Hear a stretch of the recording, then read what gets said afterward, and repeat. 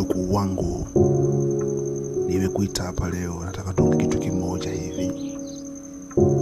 Katika stori za zamani inasemekana kwamba kuna sehemu, kuna siri imehifadhiwa. Hiyo siri ni kioo ambacho kinaweza kukufanya ukasafiri kwenda katika sayari nyingine. Na hiyo sayari, mjukuu wangu, ni sayari ambayo ina maisha. Yaani ukifanikiwa kwenda huko haufi. Mimi kama kiongozi wa hii jamii yetu huko, ili nikawachukulie maisha kwa mjukuu wangu. Ikitokea sijarudi, basi jua tu niko wapi, na nataka uje unisaidie. Kikuwa wewe utakuwa mrithi wangu wa hii maya, na utegemea sana mjukuu wangu pia. Ngoja kwanza mzee, unajua mimi sijakuelewa. Yaani kwamba hiyo siri iko wapi na hiyo njia iko wapi? Vipi kama haipo? Yaani una uhakika gani kwamba kweli hiyo njia ipo? Sawa, sikufundishi, najua ni mtu mzima na kuamini pia tunakutegemea sisi sote, wewe ndo kiongozi wetu hapa, lakini hiyo njia iko wapi na ni siri gani? Vipi kama haipo? Na je, ukienda huko kama haipo hiyo siri itakuwaje mzee wangu? Hebu fikiria mara mbili kwanza kabla hujafanya. Fikiria mara mbili kabla hujatenda mzee wangu.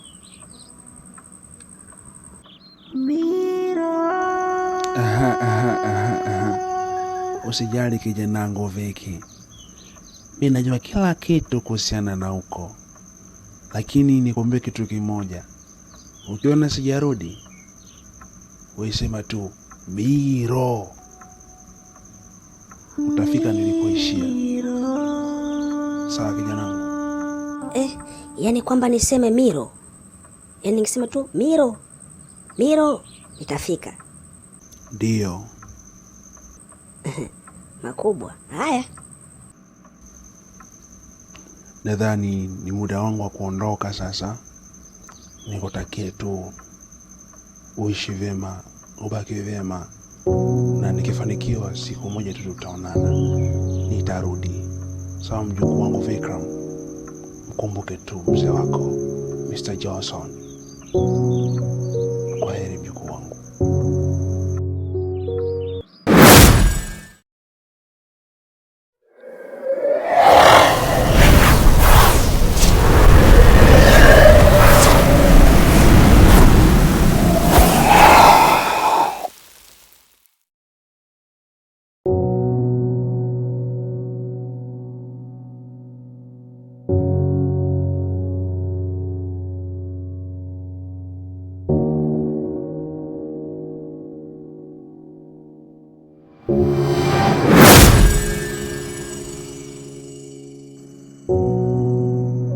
Hatimaye tumefika sasa, lakini kitu ambacho nachoomba mtuwe makini sana, kwa sababu hakuna ambaye ashawahi kuja huku na akarudi. Sawa? Sawa, hakuna shida. Tuambie Mr. Johnson, tunaanzia wapi? Ndo hapa mahali husika, si ndio?